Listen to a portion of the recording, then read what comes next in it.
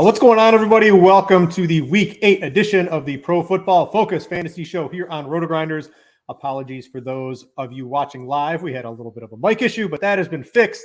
Here with my man, Ian from PFF. Ian, the season's going to be almost half over after this. Say it ain't so Weezer, right? Like, I love football. I love the props. I love fantasy. It's the best sport to play, at least for my new schedule as, what do I have, a 5-month-old baby? Because you got the whole week to do whatever you want on it. The daily stuff can be a little tough, but what's going on, dude? Hey, man, halfway home. We got another half coming up, though, so always a great day to be great, Brit. You know that. Nice little week last week. I had to, sacrifice the prop success for some ATS, but had some good picks there. Hopefully got more on the way. Yeah, we got I was looking through some of your picks pre-show. I'm on all of them personally. Let's go. So this is going to be a good week for the show here. But as usual, let's get into by the way, Mr. Producer, you got the Blitz show up. Let's change the graphic on that one. Let's get the right show up for the people. If you can flip a couple buttons midstream, let's get into the Mismatch manifesto. This is an article that Ian does on Pro Football Focus each and every week. And Ian, I wanted to tell you pre-show, they messed up your editing this week. Look what they got for the explosive plays. They got the EPA per play. We got to get this switched. You're going to have to bring it up on your end for the people. But this is a great article Ian does every week showing the best mismatches throughout offensive line, passers, EPA, all that sort of fun stuff. Ian, what's going on this week? I tried to read the explosive plays. It's not there. You're going to have to give this the only way people can get it this week. I still tweet them all out for it. So the people still have it. I have messaged my editors and they will get there. So thank you to the editors for putting up with those 7 articles per week that we always got to get on the plate. I do have the numbers up in front of me though. And so far in terms of just passing, offensive, explosive pass play success, Titans are popping as a real solid squad. The Saints and the Eagles also up there, even the Lions as well. So I know it's been a while with Detroit since we see an offensive explosion, 6 freaking points in their last 8 quarters of football. With that said, if we get Amon-Ra St. Brown out of the concussion protocol, which he should because he wasn't actually concussed, but we're also still keeping him in the protocol because I had to have no idea what's going on nowadays with the NFL and concussions. But that said, he should be fine and free from Xavier Howard in the friendly confines of the slot. So Amon-Ra St. Brown, man, everyone's getting like, can we go back and trust him? Like, he's gotten hurt and he is going to seemingly be healthy enough to suit up on Sunday. So let's not forget the freaking 8-9 straight games he had as a legit wide receiver 1. Yeah, I pulled this up for the people too. I went to your Twitter so they can see it live on the screen here. What else is really standing out in terms of explosive run rate? So I want to Kenneth Walker. He's going to be on props in a little bit. I put 50 smackers on him to be the leading rusher last week, Ian, at plus 2,500. And let me tell you, the account was looking pretty good at the end of that. It looks like this dude, he hits like 2 yards, 3 yards. Then he busts off a big one. It's against the Giants. This dude's going nuclear again this week.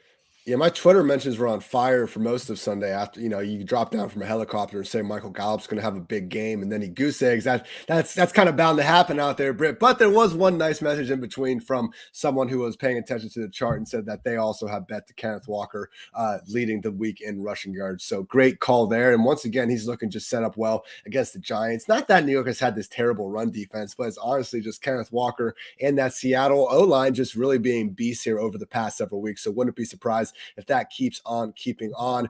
Should have some Brown success on Monday night. Obviously, we're looking a little more main slate, though. So Raiders and Josh Jacobs, he's another one that we're probably going to continue to force into those cash game lineups. I guess the only other interesting one could be the New York Jets. I just don't really have a good feel for how they're going to be breaking down this backfield. I would think Michael Carter should be the de facto lead one. We kind of got that report about James Robinson not being super involved in his first game out there. So Michael Carter as a home slight dog, but not exactly a game that would shock us if the Jets are able to do something. I don't think Zach Wilson's going to be asked to throw the ball that many times against Bill Belichick's defense. So Michael Carter you could imagine. I think that had something to do with Breece Hall. Breece Hall looked absolutely electric on the field. I mean, sad to see him go down. He was playing really well. I'm not trying to take anything away from him, but there was a little bit like, okay, man, he runs a 60 yards untouched through a wide gaping hole. There's a little bit of that going on, Britt. It reminds me of weeks 1 through 3 when James RB1 son was back and he was just running through these big holes and, look what happened. All right. Let's go back to your article. I have the rest of it pulled up here. over on PFF. Let's look at pace, more snaps, more fantasy points. Generally, less snaps. It's fixed now, Britt, if you refresh it. Oh, look at that. You got your people, our RotoGrinders editors are pretty good, but the PFF guys, you got to give them a raise. Well, I don't know. Is it a raise after that, or is it a raise for fixing it so quickly? It all equals out on the end. We all make mistakes, Britt. It's about how we pick ourselves back up. It's true. All right, let's talk about pace. What are the fast-paced games this week? What are a couple games that might be a little slower than people might be? Pretty slow week overall. Like, that's why we have some numbers in kind of the higher mid 50s. This week, the fastest games are still a combined 60 seconds or more with their situation neutral pace. So really, the Bears and Cowboys is the one popping up a little bit. I have such a hard time seeing this Bears defense. The Bears offense doing much of anything against Micah Parsons and company. But maybe that could be a sign for Dallas Cowboys in this passing game having a bit more volume than we're used to. That's going to be the GPP play this week, Britt. I mean, just to get right into it, Ezekiel Elliott probably going to be out. Everyone and their mother's going to be playing Tony Pollard. Like, this dude's ownership's going to be 50% in like the Millie Maker. So let's go to Dak, CeeDee Lamb, Michael Gallup, get behind that passing game, because I wouldn't be surprised if we don't see the Cowboys embrace the run in the same way, only having Pollard out there. So not afraid at all of that matchup. Also Steelers and Eagles. I think we're all well aware that the Eagles will be putting up some points in this one. If we can actually nail to bring back, whether that's Deontay Johnson, Pat Freiermuth, or George Pickens, could be a nice little game stack situation. Yeah, I'm going to go bet that Eagles first half line, because they slow it down in the second half. Maybe I'll go bet that Eagles first half every week. Yeah, it's going to be good. All right, let's look at pressure. You want your quarterback to have clean pockets. You don't want him throwing, when he's being run all over the field. Looks like Justin Fields in for a world of hurt. That's good for the one prop I'm going to talk about in just a little bit. But what else is? No one's playing Justin Fields in DFS or anything like that generally. What quarterback should have a lot of time to throw? Cowboys 4K defense, though, if you want to get crazy. Yep. They had a nice showing last week as well. Eagles, Jalen Hurts should have all day to throw. Jimmy Garoppolo. This could be an interesting situation, too, because we're going to have Deebo Samuel, I think, missing this one. He hasn't practiced all week with that hamstring injury. So it's one of those offenses where when everyone's healthy, it's tough to get enough volume really to go around. But George Kittle still priced under 6K. Brandon Ayuk could have a nice bump. Hey, it's a week where Christian McCaffrey isn't going to be chalky at all, even though at this point he should be back to his full workload. So there's so much value, I think, in that 5-6K range this week, that going with the rags and riches approach in tournaments might be the move here. And I think someone like getting up to Christian McCaffrey with Jimmy Garoppolo seemingly having plenty of time to get through his progressions could be a nice move there. In addition to Justin Fields, Matthew Stafford, and Ryan Tannehill not looking like they're going to have too many clean pockets this week. Yeah, what's that Matt Stafford in prop app? Just go click that. Yeah, receive money into it's like the highest interest savings account possible is the Matt Stafford interception prop every week. It just keeps paying off all the time. Let's keep moving on to yards before contact. Again, Kenneth Walker looking like an absolute beast this week. It's going to be interesting when we get to the DFS portion of the show, because there are so many of these underpriced running backs that we don't need the Saquons, we don't need the CMCs or the Derrick Henrys. There's just a bajillion this week in that mid tier. But other than Kenneth Walker, what are some other offenses maybe we can look to from the running back position? Yeah, with the Detroit Lions are really popping. Their offensive line hasn't been the best in pass protection this year, but they have done a good job opening up those rushing lanes. Seemingly going to have a returning DeAndre Swift. For him to be able to practice in full this week has been huge. And before he got hurt, man, we all know what he can do as a receiver. It was a little more questionable as a rusher. I believe he's still at like 8.3 yards per carry. So DeAndre Swift coming back, he's priced at like, I think at 6.8K. So I think a lot of people are going to want to just go a little bit lower to your Kenneth Walkers and stuff, because they probably should be projected more. But especially in tournaments on a full PPR site like Draftkings, I love trying to be a week early on DeAndre Swift. Same thing with the Jets popping a little bit, and obviously Saquon Barkley set up well against the Seahawks defense that, again, the way they play cover 4 a lot, they just kind of invite a lot of these dump downs. That's why Austin Eckler had such a big game last week. So Saquon Barkley, hey, we haven't gotten a huge eruption week, all of that recently. Another guy where, McCaffrey, Barkley, if you want to differentiate those lineups a little bit, I know we don't need to pay up Brit, and we're not going to in cash, but in tournaments, Saquon could be looking at an eruption week, and that'd be a nice pivot just off the other side of the ball with Kenneth Walker expected to go off. Yeah, Barkley just a touchdown, one touch away from massive weeks almost every week. He's been very steady, and another guy no one's going to use, probably more from a tournament perspective, but will be interesting at the running back position with so much ownership going to Tony Pollard. All right, combined yards per drop back, quarterbacks chucking the ball down the field, or at least dumping it off and letting Jalen Waddle and Tyreek Hill go berserk. What else are we looking at this week other than Mr. Tua? Hey, whatever works for him. But yeah, Tua popping all over the place. And even when Tua was out with Teddy and Skylar Thompson, those guys are putting up pretty decent numbers in their own right as well. Andy Dalton and the Saints, low-key, have been a pretty solid offense this year. Chris Olave, top 10 in the NFL in receiving yards. Don't be afraid to go back to that well. And even Alvin Kamara as well. I'll be talking about him more in a bit when we get to those props. But I do think this Raiders-Saints game, they don't have the best pace in the world, but the offenses could have enough efficiency to be able to have some big afternoons on both sides of the ball. Elsewhere, pretty even keel. All right, let's go to the EPA per play. I always like looking at this from the sports betting perspective. You could make a couple other inferences if you're a DFS player as well. What are we looking at here? Any dogs that we might want to be looking at to take the spread on or bet the money line outright? I think the Cardinals over the Vikings is an interesting one. The Vikings are 5-1, but you kind of take a look at their schedule and the games like they've been playing, and it really hasn't been all that pretty. So coming off a bye, they are home. That said, it has moved all the way to that 3.5 number. So I do like it if it is going to be able to stay, over 3. Also got the Saints +1. Raiders are one of those teams where 3 weeks of the year they've looked pretty damn good, and the other 4 not so much. So I don't think the Saints necessarily deserve the benefit of the doubt, but just by virtue of being a home dog, it makes you wonder. Then also Washington. This actually pointed out last week that Washington, it gave us the nice little idea to take them over the Packers, but this week on the road, but they're facing 3-point dogs to Sam Ellinger. Like if you just only knew that, I think that would be enough reason to take Washington, not even worrying about what they have. But that one's awfully close. That said, I don't know how this Colts team continues to get the benefit of the doubt. Like Matt Ryan is not the only problem there. That offensive line reputation and Quentin Nelson be damned, man. They've been a bottom 5 unit pass blocking and run blocking this year. That's why Taylor hasn't had that big of a season. The defense, Stephon Gilmore's had a nice year, but they haven't exactly been overpowering people. Shaquille Leonard now coming back from that injury, I don't think it's quite been the same. So, hey, it's not a terrible team. But that said, I don't think Washington is either. And the fact that, again, they're getting 3 points against a guy making his first start, I do not agree with that. All right. I've got a player on that Colts team ready to hit the prop over on his rushing yards. We'll get to that in just a little bit. It seems too good to be true, the line that the sportsbook has set. So I will get to that one in just a little bit. But anyway, that is Ian's Mismatch Manifesto. You can read that over on PFF along with, I counted like 40 articles like the past 2 days that have popped up over there. It's just nonstop fantasy betting, all sorts of stuff. You're looking to subscribe to something either for entertainment or using the stuff for actual sports betting or DFS content like I do. One of the best possible spots for you to spend your dollar. All right. Let's get to the props. Ian, I'm having a pretty good overall season. I'm gonna tout myself, and you can talk about yourself in a little bit. So on the props this year, the show, me personally, I'm 11-5. On the spread picks, I'm 6-4, but I have 3 ties.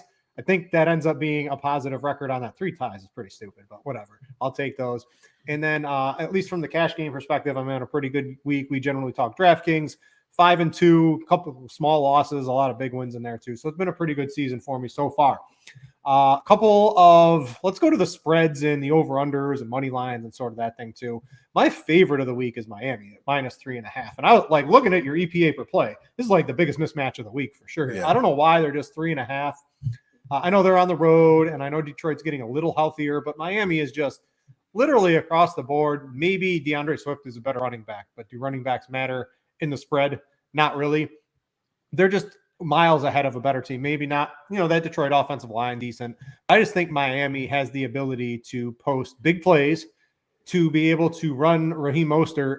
I know you like his prop. We'll get to in just a second, for 20 plus carries if they get up and do that reasonably effectively against the Detroit defense. So the 3.5 of them, this is one of my favorite spread bets of the week. Pretty much, I did bet one of yours once I saw it on the show sheet. We'll talk about one of those in just a second. But Miami for me is my favorite without question. Do you like their chances being the road favorite in Detroit this week? Yeah, I mean the double-edged sword for the Lions. I mean, their defense hasn't looked good at any point this year. I mean, still dead last in scoring, and just again the offense, 6 points in 8 quarters of football. Like, okay, Jared Goff, when everything's perfect around him, he can be the guy that enables a pretty solid offense, and we saw that in the first 5 weeks when they were the top-ranked scoring offense in the league. But that's just again, it's one of those things where we haven't really seen the Seahawks come back to earth yet, but Detroit so far standing out as the more fraudulent offense of the first 6 weeks of the season. So I will say it's kind of like if Detroit loses this one too, I mean, one in freaking, they're going to be 1-6 at that point. So you could argue Detroit has far more, just on the line in this one. But again, for it to be maybe by that half point, but I don't know. I definitely think Miami's going to win. And I want to know too. It looks like Ryan Tannehill did not practice on Friday. I'll have to see. Malik Willis. Yeah, well, we'll have to throw him into the mix here too, and see. What's he cost? Like 5?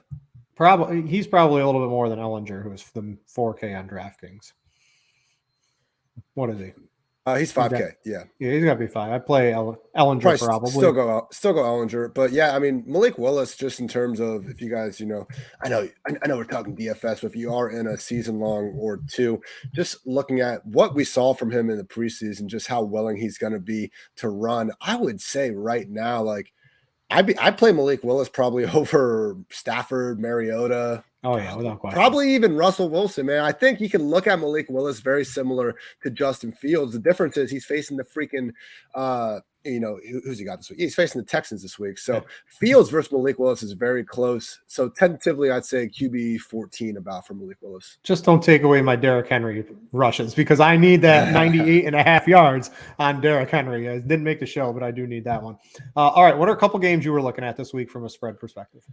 Clean sweep last week. Jets, Seahawks, Chiefs. Great day to be great. Got us over 500, 10-8-1 on the year, so feeling good there. I'm going to take the Bears plus 10. I don't think this Cowboys offense has looked good at all really throughout this season, but also specifically in the 7 quarters we've seen Dak and company. I know it's a small sample size, but it isn't the same dominant offensive line. We got Noah Brown and Zeke banged up. As awesome as Tony Pollard is, and as much as I think he'll put up some numbers, I'm just not convinced that the Cowboys are in the business of blowing these teams out right now. They haven't been getting it done with these big offensive efforts this year. So yeah, I think their defense is going to mostly shut down this Bears team, but man, even like 17-10, just to score something along those lines, I think 10 points is a lot, and it's moved up a bunch, like from opening at 7. So the Bears, like, give them some respect, man. They just went into New England and completely blew out the Patriots, and they're not really even getting any sort of bump on that. Justin Fields has been playing better for the last 3-4 weeks, and hey, the one thing that has made the Cowboys defense look a little human has been their shoddy run defense. So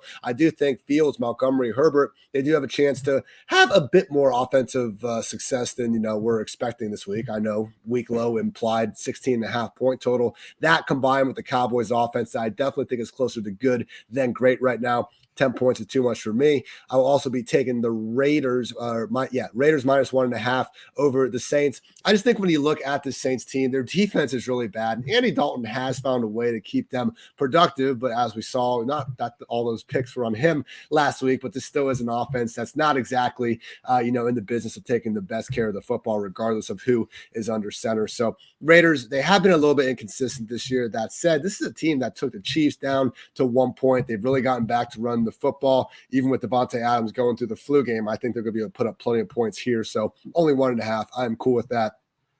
I will be changing Titans 2.5 if we get Malik Willis actually out there, because I would worry about his actual real life ability to, cover that spread. So right now, if Tannehill is out there and supposedly close to 100%, I would take the Titans 2.5. Otherwise, Britt, I will change that to your Dolphins 3.5, because you know what? I think you bring up a lot of good points. All right. Again, guys, please click the like and subscribe button if you are watching live. I know most of you probably watch this or listen to it on the podcast feed after the show, but we do appreciate if you can click that like button. It helps other people find this great content. The other other bets I'm on this week. So I got some money line bets along with a spread bet. I've combined them in to get something that's basically an even money bet. That's good enough for me, for the people. So I'm taking the Bills and the Eagles money line. I don't know, Ian. I don't see these teams losing this week unless something really strange happens. And strange things have really been happening in the NFL this year. These are the two best teams. against two. I think the Packers are one of the worst teams in the league right now, and the Steelers just can't really do much on offense, and they've been limiting a little bit on defense, but I just think these are the two best teams. What I'm adding to those, so I had the Dolphins minus 3.5. What I've done is I've taken the Dolphins plus 3.5 to add it to that parlay to give myself a little bit of leeway just in case something strange happens in that game. So you add that 3.5 into those two teams' money lines. It gets you to very close to an even money bet. So go find the alternate spread on that Miami game, add it to the Bills and the Eagles.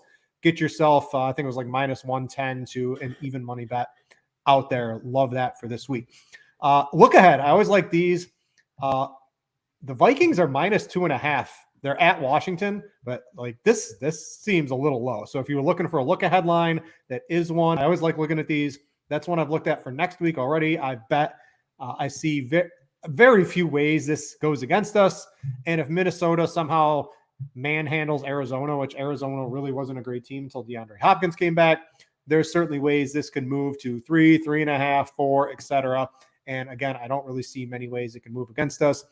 I had that with the 49ers last week, right? They were minus 1.5 on the look ahead line. They got smoked by the Chiefs, sitting right there at minus 1.5. It hasn't really moved. So if it goes the way you hope it to, I think we can get some line movement in our favor on that one. All right, moving to the props. I've got 3, and then I'm waiting on one. Normally I have 2, but some props are so good. The first one I'm going to mention is the Kenneth Walker. We already talked about that in your article, right? The yards before contact, the explosive plays, everything's pointing to Kenneth Walker explosion game. He was 80.5 yards on Bet Rivers. Now, I have access to Bet Rivers here in New York. Some of you may or may not. He's 82.5 at all the other books. I'd still bet that. Take some alternates, 100, 125, whatever you can get on. I think he could have a massive day. I've laddered him all the way up. That's one of my favorite bets of the week. And I got a couple others. I'm going to let you prop in here and talk about some of yours while I see if some of these have popped up at any other sports books. I checked these earlier this morning. I'm hoping DraftKings and Fanduel have opened up a couple other lines. 3 I like this week. So I haven't seen Chris Olave's receiving yard line just yet because I think they're still just waiting for Michael Thomas and Jarvis Landry to get ruled out. But man, anything in the 60s or low 70s, I will be taking the over on that just in a matchup against the Raiders defense that really bottom 8, yards per attempt, explosive pass play rate, QB rating on targets to wide receivers. So again, secondary that really hasn't been impressive at all this year. Good front 7. I think Olave will continue to have plenty of success right there. You can also get plus 175 anytime touchdown over at Caesars. Raheem Mostert over 83.5 rushing and receiving yards. Let's make sure he's fine on the final injury report. I know he popped up with a limited practice yesterday. So assuming he's going into this game healthy, and to be fair, he came in a couple of weeks ago with a knee injury and was questionable, even being called like a game time decision, played his usual workload. They are really just letting Raheem Mostert do whatever, man. He's been returning kicks all season. So I am confident he's going to go out there, continue to get that 65-70% snap rate and flare 15 to 20 touches against a very beatable Lions defense. So Mostert, again, over 83.5 total yards. You can get that at minus 115 at DraftKings. Also, Alvin Kamara, you can get over 38.5 receiving yards, minus 110 at DraftKings. Similar to Olave, we don't quite have the actual reception prop yet, so I wouldn't be against going over and trying to get that as well. If it's at 5.5, take the over, because with Andy Dalton under center, man, 3 games now, 6 catches, 7 catches, and the yards have been at 95, 25, and 56. So Kamara's at 4.5 receptions on DraftKings. Oh my gosh. I'm literally betting that. Right, I'm looking at that. I'm betting that right now. So. That's wild, man. Again, because this happens sometimes where I don't think they're really fully adjusting for the difference of Jameis versus Dalton under center. And with these wide receivers still out, like there's no one else to really fill up those underneath areas in the offense. So yeah, Kamara over 4.5. When I was writing this out, Brett, we have, we're prepared. We got our show sheet here. Where's the 5.5 line? Give me the plus odds. Well, that's what I was about to say. Like I almost wrote down like 4.5 or 5.5. And I was like, no, come on. It's not going to be a 4.5, man. Wow. That's wild. All right, a couple other ones. I just checked through the FanDuel. It doesn't even have a props up for a lot of sites at this point. Shame. So the one that seems almost too good to be true for me is it's on Caesars. It's the Colts starting quarterback, Ellinger. He's at 21.5 rush yards again. And I don't understand this. They put him in there like this is going to be like 35 or 40 if he has a good game. Massive runner in college. They've brought him in to completely change the offense. The statues of Matt Ryan, They didn't go to Nick Foles because he's, sort of the Matt Ryan clone. So they brought him in to try to save the season. And they're going to run the ball with him. It's pretty obvious that this is what they're going to do. They're going to try a different offense to beat all these cover 2 schemes that are sort of lowering the scoring across the league. Matt Ryan can't do it. Their offensive line's not good enough. They're bringing in Ellinger to mix it up. 21.5 on Caesars. It was like minus 137. So like you got to pay the juice, but whatever. To me, this feels like free money to me. So this is one of my favorite ones of the week. Absolutely go get that. And if Draftkings or Fanduel put it like 23.5 at minus 115 or 110, I will go bet some more on that one. So does he have a rush attempt prop? I did not see that yet. No. Okay, I was gonna say because I'm with you. I think he's gonna get double digit probably carries in this game. I don't understand the 21.5 seems like crazy. That's definitely I haven't even put that on Scores and Odds. I found that right before the show as I was going through. So go get that right now. That just opened up on Caesars. If you're listening to it live, you have access to a sports book. My favorite one of the week. Another one, I've already put this up on Scores and Odds. That's the sports betting app here at RotoGrinders. Is Justin Fields over 47.5 rush yards. So what really caught my eye on this one is all season long prior to the New England game, they called 14 designed runs for Justin Fields. In the New England game, they called 10 designed runs for Justin Fields alone, right? So this was an offensive philosophy change. There's no way they don't do this again. They just trounced the Patriots. And I know it's the Bears, but Ian, even the Bears might be smart enough to let Justin Fields run a little bit more after it worked so good against the Patriots. And look what happened. Every time they were trying to drop back, he was under constant pressure. You think that's going to get better against Michael Parsons? So, look, they're going to do exactly what the Eagles did, I think. They're going to continue to just run a ton of read option, quick hitting stuff that tries to make Parsons the read guy in every play because Lord knows you can't block the dude. Yeah, so I love the Justin Fields 47.5, and he's hit 47 or more. So he's hit 47 twice. So, I mean, give me the half yard on the prop, sure. With the new look offense, he's hit 47 5 out of 7 games already this year. So, well, that one's looking pretty juicy.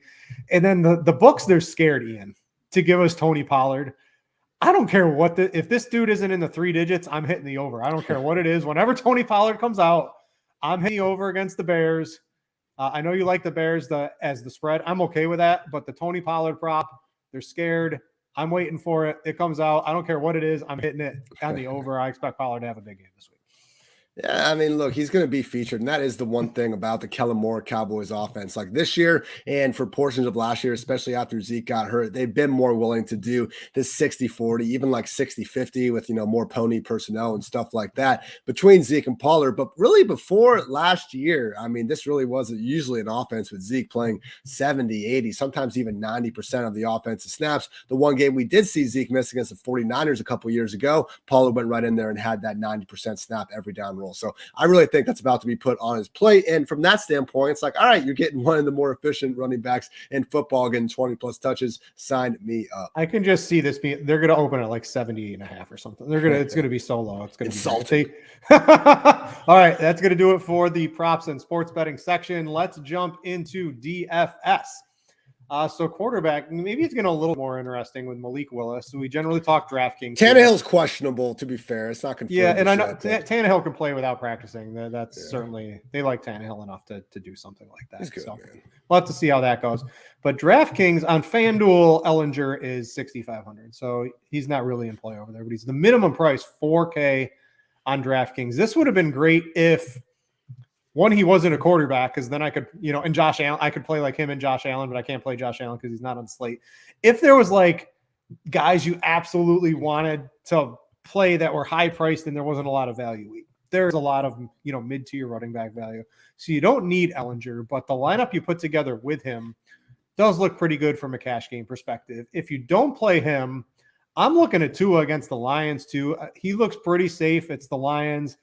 He's going to have a reasonably good game. Hill or Waddle could take it to the house on any given play. Those are probably the 2 guys I'm looking at. You could, of course, spend up to Jalen Hurts, but is he really going to need one? The Eagles haven't really been doing anything in the second half in all games. And is he really even going to need to do much in the second half? I don't know. To me, I'm spending 2 is probably the max. And honestly, Ellinger with the rushing floor, I mean, the Blitz is projecting him very high. The RotoGrinders projections are projecting him pretty high. It's not because of his passing, Ian. It's because of the floor he gives you as rushing. And if that gets you everything else you want on your team, because we don't have the Josh Allens, the Patrick Mahomes, et cetera, this week, I think I'm okay with it. And that's why I don't want to get up to Tua, man. He has 16 total rushing yards this season. Everyone holds their breath every time he takes off now. And I'm sure they talked to him last week about lowering his shoulder twice. And, hey, we all saw the Ravens game. That was awesome.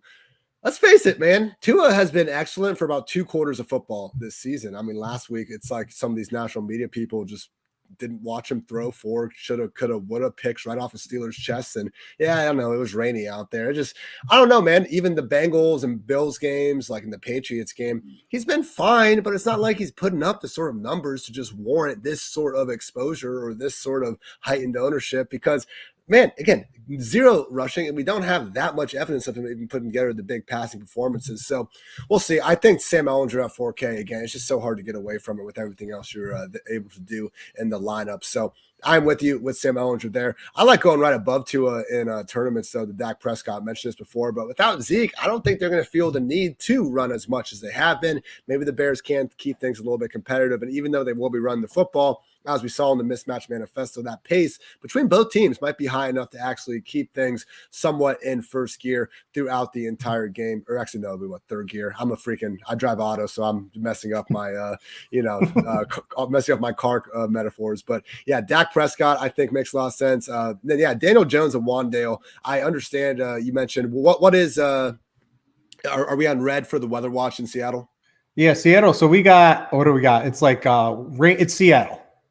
Picture Seattle weather is what Roth wrote, and that's what it is this week. Okay, all right. So with that said, you don't need to stack Daniel Jones with anybody necessarily. If you're going to, it's Wan'Dale Robinson because his low average target depth would be the one guy that can seemingly get through in an environment like this. I'm basically looking at Wan'Dale Robinson as like Curtis Samuel in a better overall offensive environment at this point. So it's getting up there, man. I thought people, I'm the old waiver wire pickups, maybe people freaking out a little bit when he was out there. But at the end of the day, I mean, obviously Kadarius Toney isn't coming back and taking anything at this point. So just having someone like that, I don't expect Daniel Jones to play quite this well the rest of the season, but we got to take our hats off to him for the time being. And if there is going to be someone in this passing game that can give us some sort of consistency, especially in full PPR, it's going to be the guy that's catching passes within 5 yards of the line of scrimmage.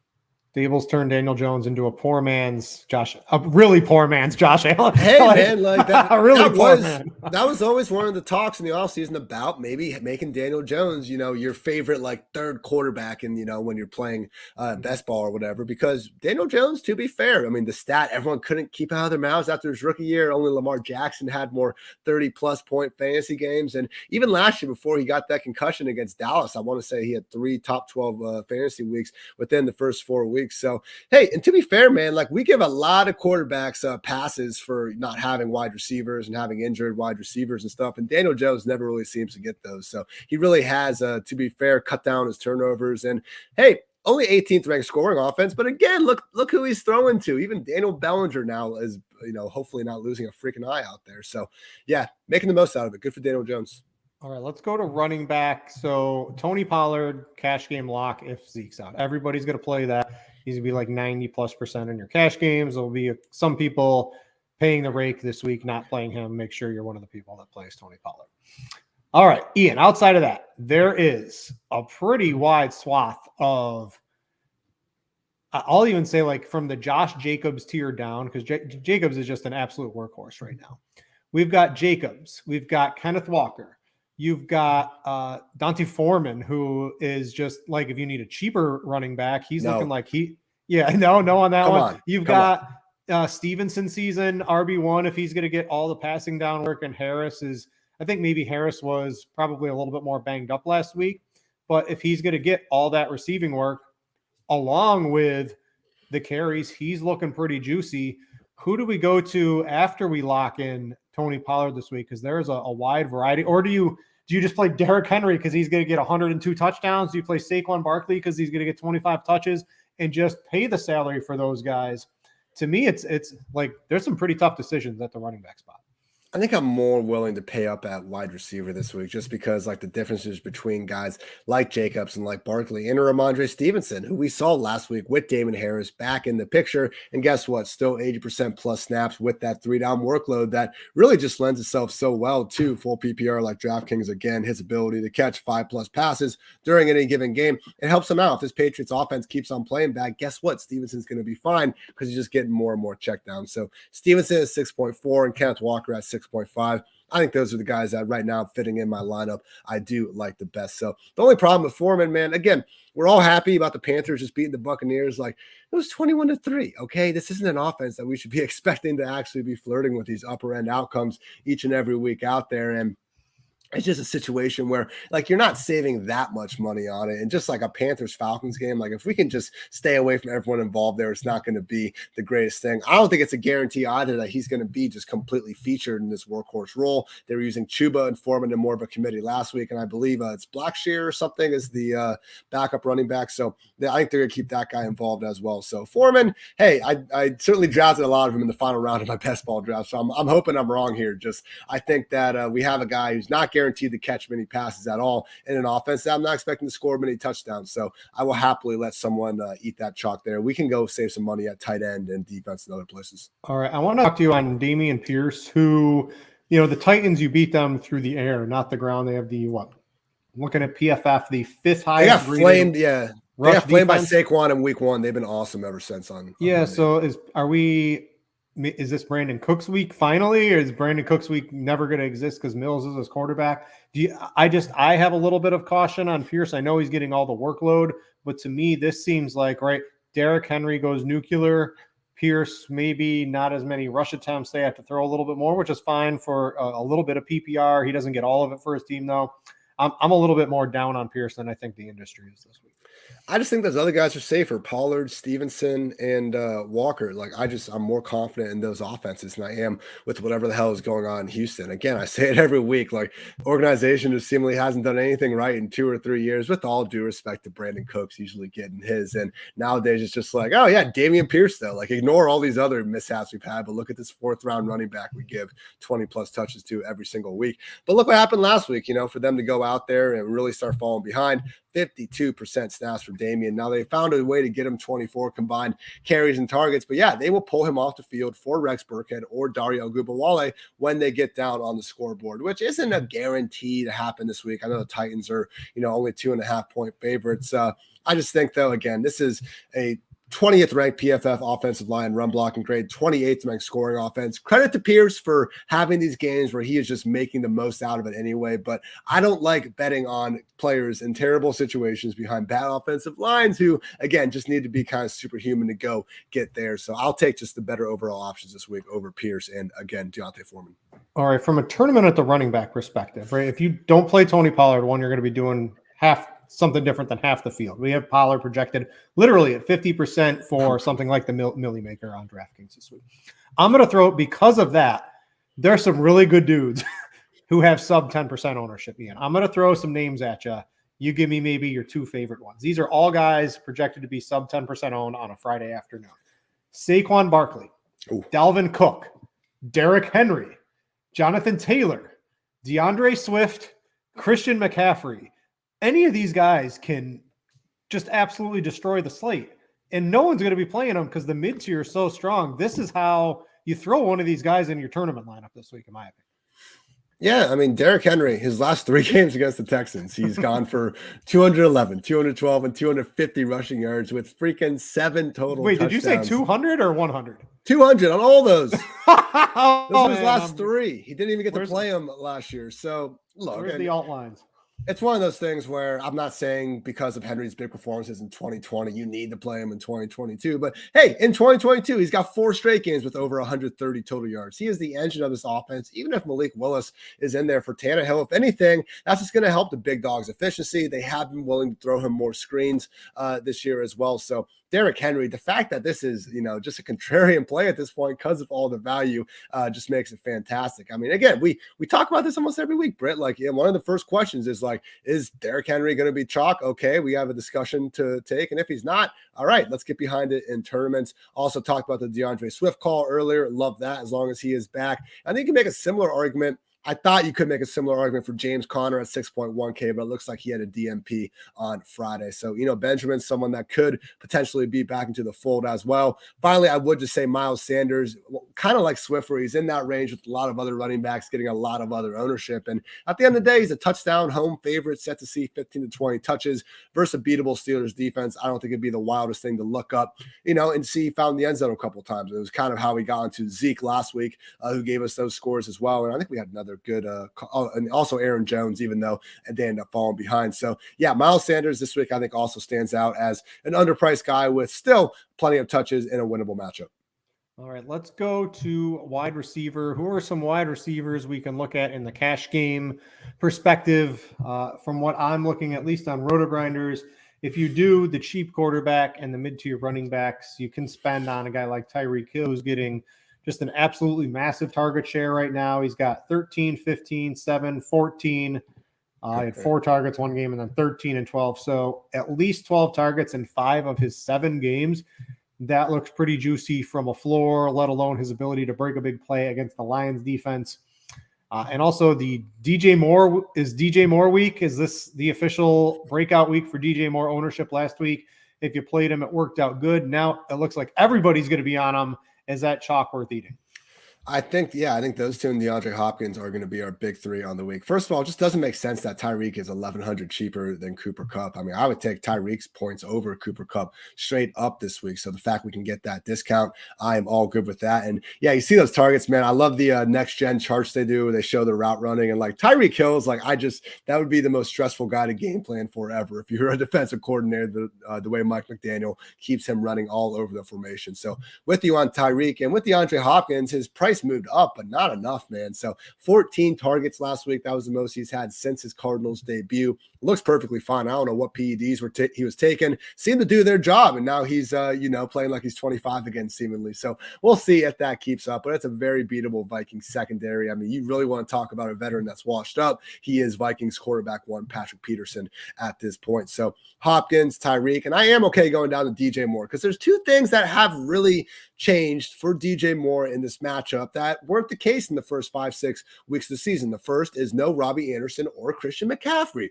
Robbie Anderson legit out-targeted DJ Moore 2 years ago. You guys, I know national consensus, my consensus, Brit's consensus, DJ Moore is for sure a way better player than Robbie, but the Panthers really didn't move the targets around that much in DJ's favor. So when you take him out of the picture, and then McCaffrey, who, hey, incredible for fantasy managers, but I maintain you can see this with the Los Angeles Chargers as well with Austin Eckler. It's not the most efficient passing game in the world when you're consistently checking down to a running back like that versus actually looking deep downfield like PJ Walker's willing to do. So DJ Moore's volume is better than ever. This Falcons secondary, man, Casey Hayward already on IR, AJ Terrell now going to miss this game with a hamstring injury. They got some safeties banged up as well. I just think DJ Moore is the volume and the matchup for us to get behind him at just 50 freaking 300. So you tell me DJ Moore is, for whatever reason, Woods, who hasn't had a top 24 finish all season.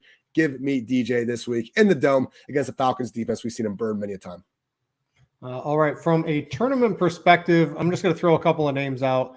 I did like, if you just like PPR DraftKings scoring, maybe not so much FanDuel, but Wan'Dale Robinson. I mean, this dude was a target machine until he got injured a little bit in that game last week. And if he's going to be on pace to get double-digit targets from Daniel Jones against Seattle, this looks like a pretty juicy spot. If he happens to find the end zone, he could certainly find his way at 4.7 onto a tournament team that has a high likelihood being up near the top. I think he's interesting.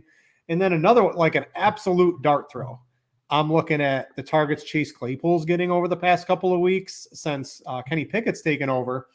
And another of these little short targets, but like they're going to have to throw it presumably against Philadelphia. So if you are playing like a Hurts, Sanders, AJ Brown onslaught or Dallas Goedert or something like that, Claypool is, or Pickens are probably one of the 2 guys you might want to run it back with, or just throw those guys in there as a one-off Hopefully that's the guy that catches the garbage time touchdown, gets a lot of targets in the second half. Just like a dart throw on one of those two Steelers wide receivers are just a couple of things I'm looking at to do a little bit different this week.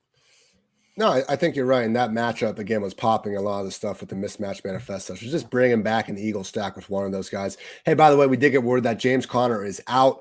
Britt, I don't think Benjamin's going to get any ownership right there, only $100 cheaper than Tony Pollard. We could actually have a 70% snap Cardinals running back. Offense looking a little bit better. Really not even have to worry about it. So I think our cash lineup is fine. How much is it? So Eno's 6K. Let's just go. We got about 5 minutes left, then we got to get out here. So real quick, Eno's 6K. Eno or Kenneth Walker for 500 more? I'll still take Walker, but I think Eno's going to be a great tournament play. That's what I'm saying. All right. Eno or Stevenson for 400 more? I hear you. I'm sticking with our current cash lineup. I'm saying Eno in tournaments. Listen, I'm just throwing a couple of names. I want to get down here on the record. I also would agree. I'm not as high on Stevenson as I think some of the other people are. That Jets defense has been playing pretty good. Yeah. So he's one I would be looking to not play, and I might play like an Eno. I'm all in on Kenneth Walker for sure. He's someone I have no problem.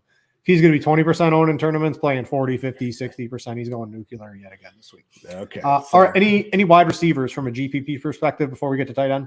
Yeah, just real quick. Again, as we say every week with the roster construction, like this week, there's so much value in the 5 to 6K range. They're going to get up to Tyreek and Hopkins, maybe a little bit, but we talked about McCaffrey, Henry, and Saquon, really just being guys that are going to be going under own, Jonathan Taylor and Dalvin Cook as well. And we're seeing that at the very top of the wide receiver scale. I mean, Kupp, Jefferson, Adams, maybe it isn't Tyreek Hill week. Maybe he has another, 7 catches for 60 yards instead of for, 160. So I do think anytime you have Cooper Kupp against a 49ers defense that he has just torched over their past 4 games in these past 2 years. It's not sexy to say, oh, yeah, I think Kupp or Jefferson could have a big week. But, hey, they are up there. And accordingly, if you want to go with more of a rags and riches roster construction, I do think that makes sense in tournaments. Some cheap guys that you can just throw extreme darts at. Terrence Marshall, 3.5K full-time role. It's kind of a nice pivot off the DJ Moore chalk as well. I know I don't think he's good either. But, again, we're trying to have that one lineup out of a million. Maybe he can get you there. Marquise Goodwin, 4.4K, coming off of 2 touchdowns. It doesn't look like DK Metcalf is going to be out there. Believe in our Lord and Savior, Geno Smith. I know that weather's going to be iffy, so I do like the Wan'Dale Robinson call. If I had to take a wide receiver from that game, I do lean Wan'Dale. But again, full on tournament mode. And we're going back to Michael Gallup, Britt. We got a banged up Noah Brown coming off the goose egg. Kellen Moore said it can't happen. We got to get him more involved. Again, I like the idea of going Dak, CD, and potentially Michael Gallup in a game where everyone's going to be so fixated on Tony Pollard that this passing offense is going to go very underowned. Yeah, just from a game theory perspective of fading Pollard in a lineup for the Cowboys passing game is like net positive, I think, in the long run from these large field tournaments. All right, let's get to tight end real quick. A pretty gross position is really gross this week because, one, there's no Travis Kelce and there's no Mark Andrews, and Mark Andrews has been horrible for the past 2 weeks playing injured. I'm looking like I am dumpster diving this week into the low end. Noah Fant is like someone we're looking at. I don't even care. This is the last position I'm filling in this week. Last week it was quarterback. This week it's definitely tight end. There's like 4 or 5 guys sub 4K you can play. If you want to play Tyler Higbee and hope he continues getting targets, even though Van Jefferson is probably back a little bit for the Rams. We'll see how that works for that offense. You could play Higbee, but I'm going even cheaper. Irv Smith, Noah Fant. Who are some other guys I was looking at? Let's see here. Who did I write down? I think Higbee could be a trap play. I'm not on Higbee. Personally. He's had 2 big 5-game stretches in his career where he's had all these targets and put up these numbers, and they've also been like the worst Sean McVay stretches. Their offense is not going in the direction they want it to be going when Higbee is getting force-fed targets like this. So I really do think we're going to see a different direction out of that group coming out of the bye. I agree with Noah Fant, 2.8K. Britt, I almost want to play like Sunday to Monday cash just so I can put Harrison Bryant for the Browns in there at just 2.5K with Njoku out, because you're right. It's disgusting. There's no one. Why not Jawan Johnson? He's 3,200, and he's like, who else is going to catch the ball? It's Alvin Kamara, it's Olave, and then there's 2 tutties last week. So I think Jawan's fine. Why not take a shot on that? Like I'm okay playing that. Mike Gesicki, on the trade block, maybe we get a showcase. That's always a tough one for me because, like, are they going to get showcase or they get put in bubble wrap because they're on the trade block? We kind of saw James Robinson get the latter treatment potentially last week. So, with that said, Mike Gesicki is someone that we have seen the reps coming up, and he is going to be the one member of this passing game that we all agree is going to be putting up a bunch of points that no one really is on it. So, he is pretty cheap himself, just 3.8K. And then also, I will say, if we get no Debo Samuel, George Kittle still just 5.7K. We know he always has the potential to blow things up. And, when people aren't willing to pay that much at tight end, again, might be a week to get just a little bit different and go that route. All right. That's going to wrap it up for the Week 8 edition of the Pro Football Focus Show. Wait for those Tony Pollard props. Hit the over. The sports books are scared. I'm going to be looking for those. Other than that, everybody have a good Week 8. For Ian, I'm Britt. Thanks for watching, everybody, and we out ya.